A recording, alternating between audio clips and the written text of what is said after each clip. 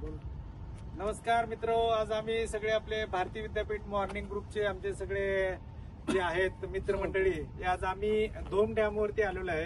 हे सातारा जिल्ह्यातल्या वाई तालुक्यातल्या धोम गावाजवळ हे कृष्णा नदीवर बांधलेलं धरण आहे आणि त्या ठिकाणी आम्ही आलेलो आहे। आणि हे धरण जे आहे ते मातीचं धरण आहे आणि मध्ये दगडी बांधकाम आहे आणि धरणाची कॅपॅसिटी जी आहे ती 23.80 TMC एवढी आहे। धरणाची हाईट जी आहे ही डीपेस्ट फाउंडेशन लेवल पासून 50 मीटर आहे आणि अशी जी लेंथ आहे धरणाची ती 2478 मीटर एवढी आहे।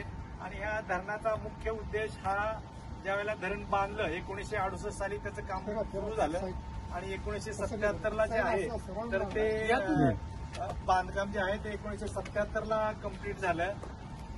आणि या धरणाचा मुख्य उद्देश जो आहे तो सर्वप्रथमतः ऍग्रिकल्चर म्हणजे शेती करता पाणी आणि इंडस्ट्रीयल आणि आपल्या पिण्याचं पाणी ह्याच्याकरता विशेषतः वाई तालुका, खंडाळा आणि सातारा परिसरातल्या नागरिकांच्या पिण्याच्या